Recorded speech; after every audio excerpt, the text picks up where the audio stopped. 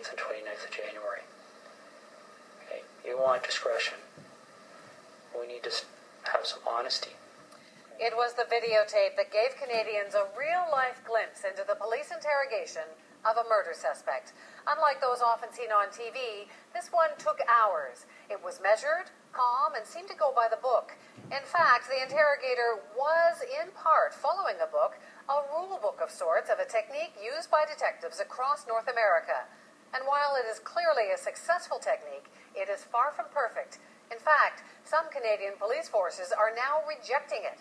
Joe Schlesinger tells us why in Truth, Lies, and Confessions. Jerry, let's talk about what you saw, okay? Millions of us watched, appalled and yet glued to our screens as the tragedies unfolded in the macabre theater of the modern confessional, the police interrogation room. There was Terry Lynn McClintic confessing to helping her boyfriend, Michael Rafferty, kidnap, rape, and murder 8-year-old Tori Stafford. Where did he hit her with the hammer? There's videotape and audio. Before her, it was Russell Williams' turn. You ever been interviewed by the police in a room like this before? I've never been interviewed like this. Oh, no? Okay. When the Air Force colonel came in for questioning, he was confident, full of smiles and denials. Where is she? Hours later, he confessed. The successful interrogator in both these and other high-profile cases, Detective Staff Sergeant James Smith of the Ontario Provincial Police. One of the keys to his success, a book that most Canadian police forces go by. The book, The Essentials of the Reid Technique. It sets out the framework for interrogation. The technique was developed in the 50s by John Reid, a Chicago cop who was also a lawyer. At the time, Reid's technique was revolutionary. Now, though, voices are increasingly being heard that all we've done is to replace the arm twisting of the old third degree with mind twisting, that the Reid system is riddled with psychological trickery and should be scrapped. The Reid technique is guilt presumptive, and it has a couple of highly questionable operating assumptions, which taken together raise concerns about the reliability of the confessions that it gets. Timothy Moore is a York University psychology professor in Toronto who specializes in interrogations.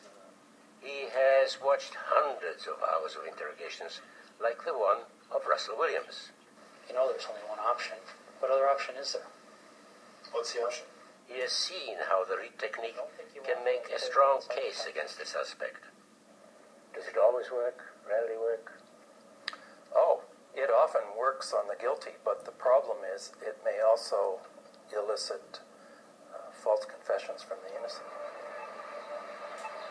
One such case arose in Guelph, Ontario in 2006 out of the death of a 3-month-old boy named Jaden Lindeman.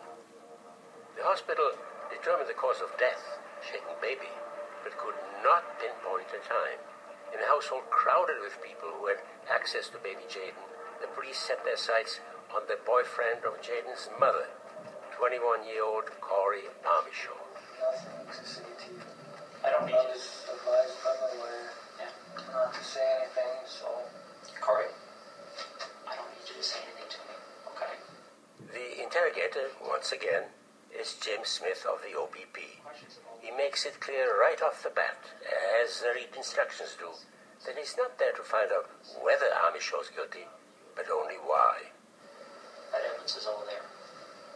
All right? There's no issue about the fact that you're the one that caused these injuries to Jaden. Okay?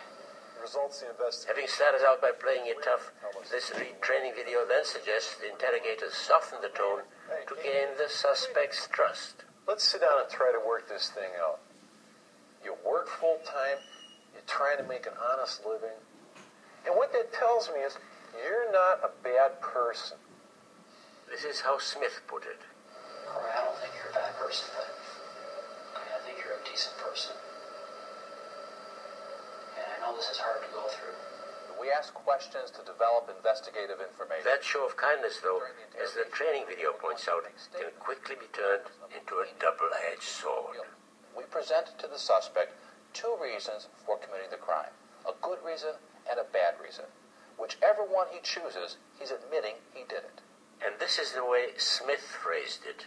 Now, am I dealing with somebody who's a decent person, or am I dealing with somebody who's a cold-hearted prick? What am I dealing with here, Corey? The clincher, though, comes when Smith picked up a binder and skimmed through the pages as if they contained incriminating evidence. We know what happened. That's all been explained to us by the medical evidence and the experts and the CSI people who do their job, and they do it very well. Okay? That rocked Amishaw. I know forensic and like that won't lie about anything, so just knowing that it'd be kind of stupid for me to fight the charge. After more than an hour of relentless interrogation, he confessed. That I should, Jane, not realizing what I was doing. Please don't hate me for what I've done. As he confessed, he broke down. He was charged with second-degree murder and jailed. All these years later, Corey Amishaw still feels the anguish. It feels like they basically pressured me into saying something that isn't true. Amishaw's lawyer, Craig Parry, maintains there was no evidence and the police knew it. There were numerous people in the house, so even assuming it was a homicide, they had no way of proving who did it or the identity of the perpetrator. So the confession was the only thing. The only thing. But that didn't matter. Lying to suspects is allowed, not just by Reed, by Canadian law too. Even today, Amishaw has a hard time believing it. I didn't think they would actually lie about all this, having evidence, CSI, all the forensics, and, you know, it's either you're a nice guy that just snapped, or you're a baby killer. Those are your options. That's it. To Craig Parry, this was a case of an interrogator taking unfair advantage of a suspect. This is someone who has no experience in being interrogated and who does not have the intellectual capacity to have a battle of wits against someone like this. It's just not even close to a fair fight. At the trial, the judge agreed. He threw out the confession and acquitted Amishaw, saying he had been overcome by Smith's dubious tactics and superior intelligence. I'd have to say, after being pressured by Smith so much, I think maybe I did believe it. And up to a point. You know, because they're just drilling at you, and then eventually you're going to break. It is such a recipe for injustice, such a recipe for unreliable and false confessions. And it is clearly showing no interest in a truth-seeking function. This is not about seeking the truth. This is about seeking one goal, and that goal is a confession. Amishaw's mother, Sandy, remembers the moment the judge delivered his verdict. We hugged each other, and the tears wouldn't stop.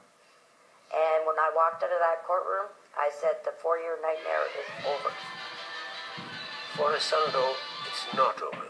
The memories of what happened to him, his treatment by the police, the 6 months he spent in jail, and the more than 3 years under house arrest haunt him still. I could never do that to a child.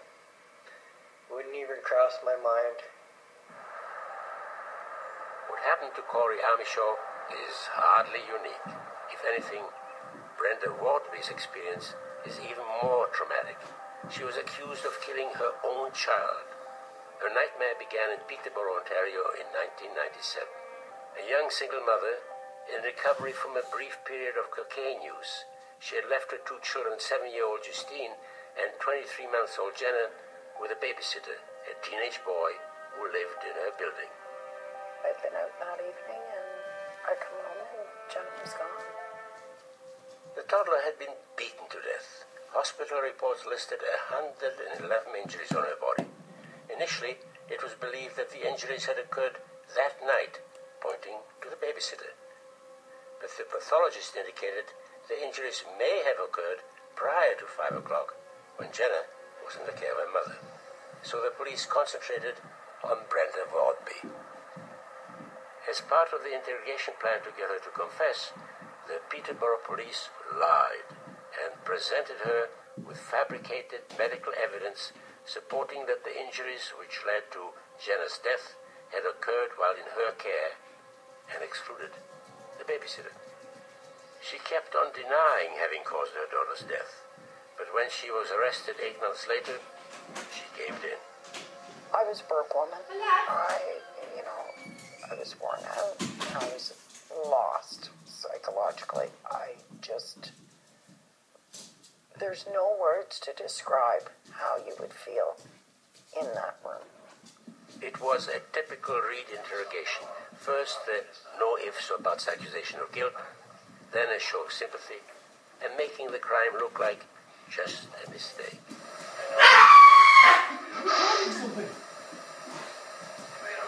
Is that my computer?